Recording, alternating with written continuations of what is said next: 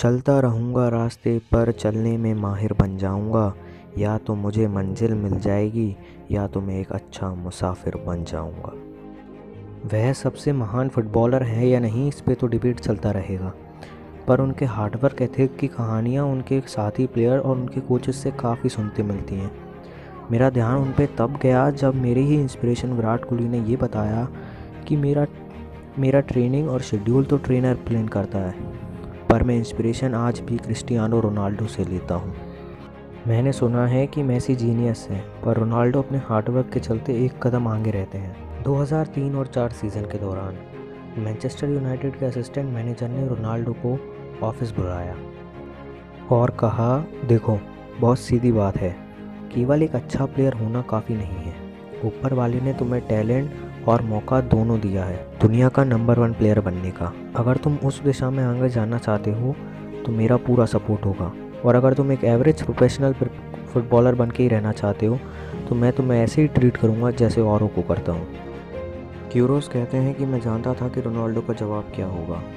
बहुत कम प्लेयर के अंदर टैलेंट, स्ट्रॉन्ग पर्सनैलिटी और पर्पस एक साथ मौजूद होता है। क्यूरोस कहते हैं कि एक दिन देर शाम को मैंने अपनी ऑफिस की खिड़की से कुछ पेड़ों को हिलते हुए देखा। मुझे लगा कि मीडिया या दूसरे क्लब वाले जासूसी कर रहे हैं। मैंने सिक्योरिटी बुलाई तो पता चला कि रोनाल्डो जंगली पेड़ों में अकेले ट्रेनिंग कर रहे थे। जब रोनाल्डो के टीममेट्स प्रैक्टिस के बाद शावर लेने चले जाते थे, तब बिल्डिंग के पीछे ऊबड़ खाबड़ पेड़ों से भरे मैदान में रोनाल्डो अकेले प्रैक्टिस किया करते। वे उस जंगली मैदान में बॉल को जोर से किक करते और ऊबड़ खाबड़ मैदान में बॉल के पीछे दौड़ते, जिससे कि वह अनिश्चित बाउंस में ड्रिबलिंग और बॉडी बैलेंस की प्रैक्टिस कर सकें। क्यूरोस कहते हैं कि रोनाल्डो को जवाब शब्दों में नहीं था। वह मैनचेस्टर यूनाइटेड में लगातार अपना गेम इम्प्रूव करते रहे और 17 साल बाद आज भी वहाँ और बेहतर होने की कोशिश कर रहे हैं। Elite mentality. अगर आपको पता है तो आपको पता होगा कि वर्क एथिक शुरू होता है हमारे माइंडसेट, हमारे बिलीफ सिस्टम से। जैसा हम अपने बारे में सोचते हैं, जो हमारा सेल्फ बिलीव होता है, वही हमारे काम में दिखता है। क्रिस्टियानो रोनाल्डो के दिमाग में बैठा हुआ है कि वह दुनिया के सबसे अच्छे एथलीट में से एक हैं। इसलिए 35 साल के होने पर भी वह अपने शरीर को 20 साल का बनाए हुए हैं। ये मेडिकल रिपोर्ट्स हैं उनकी टीम जुवेंटस की। उनके शरीर में 7% बॉडी फैट और 50% मसल मास है। क्रिस्टियानो फीफा वर्ल्ड कप के सबसे तेज भागने वाले एथलीट हैं। रोनाल्डो के पुराने फिटनेस कोच मोरी बताते हैं, रोनाल्डो कोई मौका नहीं चूकते। चैंपियंस लीग का मैच खेलने के बाद जब क्रिस्टियानो रात को 2 बजे शहर वापस लौटे तो बाकी लोगों की तरह घर जाने की बजाय टीम के ट्रेनिंग सेंटर पहुंचते हैं और वहां 1 घंटे वर्कआउट करते हैं और क्रायोथेरेपी लेते हैं।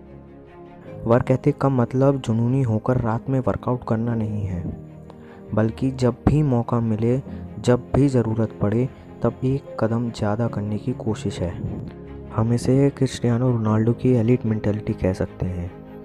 जियोवैनी कहते हैं कि उनके वर्कआउट में हमेशा इंटेंसिटी, डेडिकेशन और पॉजिटिव एटीट्यूड दिखता है। No shortcuts. जुवेंटस के मिडफील्डर बेस मटूडी कहते हैं कि हमने मैनचेस्टर यूनाइटेड से उनके ही मैदान ओल्ड ट्रैफर्ड में कठिन गेम जीता। पूरी टीम बहुत थकी थी, हम लोग सब छुट्टी पर थे, लेकिन रोनाल्डो हमेशा की तरह ट्रेन कर रहे थे। मैंने उनसे पूछा कि आप थके नहीं, आपको रिकवरी की ज़रूरत नहीं है? तो वह कहते हैं कि मैं रात भर से रिकवरी ले रहा था, अब ट्रेनिंग कर रहा हूँ। रोनाल्डो होने की वजह से मुझे ऐसा करना पड़ता है। इस कोट से रोनाल्डो का बिलीफ सिस्टम की फिर से एक और बार झलक मिलती है। उनके अपने लिए ही इतने स्टैंडर्ड्स हैं कि उसे मेंटेन करने के लिए उन्हें उस हद तक तैयारी करनी पड़ती है, नहीं तो वे कभी भी अपनी परफॉर्मेंस से संतुष्ट नहीं हो पाएंगे। ऐसा हार्डवर्क एथिक बनाने में लंबा समय लगता है। जब रोनाल्डो पोर्टुगल से मैनचेस्टर यूनाइटेड में आए तो क्विंटन फॉर्च्यून टीम के साथ खेल रहे थे। वह कहते हैं कि मैंने अपनी आंखों से देखा है कि ये प्लेयर सबसे बेहतर करने के लिए जुनूनी है। वो अपनी ट्रेनिंग और प्रैक्टिस को लेकर बहुत डिसिप्लिन था। मैंने कुछ और टैलेंटेड प्लेयर देखे हैं, शायद क्रिस्टियानो से ज़्यादा, लेकिन हर किसी में इतना मेहनत करने की इच्छा नहीं होती। Shooting, dribbling, step over, weight training, cardio और एंड्योरेंस। और हर ट्रेनिंग के हर सेशन में रोनाल्डो हर किसी से ज़्यादा कर रहे होते हैं।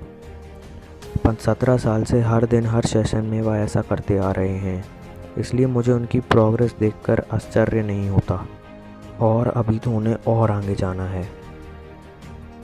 सेल्फ बिलीव, उनके अंदर गजब का आत्मविश्वास है, एक तरह का नार्सिसिज्म है। वो उस यंग एज में वे स्टार्स से भरी मैनचेस्टर यूनाइटेड के ड्रेसिंग रूम में भी जाकर यह सोच सकते थे कि आई एम द बेस्ट, और 17 साल से यही सोचकर खेल रहे हैं। हार्डवर्क का मतलब यह नहीं कि आप पूरे समय काम करते रहो या रात को 2 बजे उठकर वर्कआउट करें या फिर हार्डवर्क और स्मार्ट वर्क के बीच में डिबेट करते रहें। यह आपका बिलीफ सिस्टम है जो आपके काम में दिखता है, और ये बिलीफ सिस्टम टैलेंट से नहीं बल्कि साल दर साल की मेहनत और कमिटमेंट से बनता है। रोनाल्डो के बारे में जितना समझा उस हिसाब से उनके बिलीफ सिस्टम में 2 चीज़ें समझ आती हैं।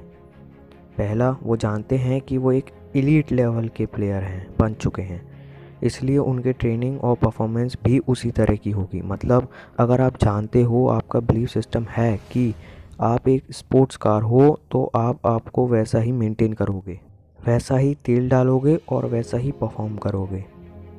दूसरा, वो जानते हैं कि जब तक वो बेस्ट नहीं होंगे तब तक उन्हें चैन नहीं मिलेगा। वो कभी भी अपने टैलेंट के साथ न्याय नहीं कर पाएंगे, ना कभी कॉन्फिडेंट और सेटिस्फाई महसूस कर पाएंगे, इसलिए वो हमेशा अपने गेम और शरीर को बेहतर करना चाहते हैं। अगर ये दोनों बातें उनके बिलीफ सिस्टम में नहीं होती तो फुटबॉल जैसे कॉम्पिटिटिव और पैसे वाले खेल में, जहां हर साल इतने टैलेंटेड प्लेयर आते हैं, केवल क्रिस्टियानो रोनाल्डो के हार्डवर्क की बात नहीं हो रही होती। अगर आपको भी अपनी फील्ड में नंबर 1 बनना है तो आपको भी ऐसा वर्क एथिक और हार्डवर्क एथिक बनाना होगा। छोटे छोटे एक्शन लेके अपना बिलीफ सिस्टम बनाइए। और हाँ मेरे दोस्त, हार्डवर्क या फिर मेहनत के बिना कुछ नहीं मिलता। मैं ऐसी वीडियो लाता रहूँगा। और हाँ, चैनल को ज़रूर सब्सक्राइब करें।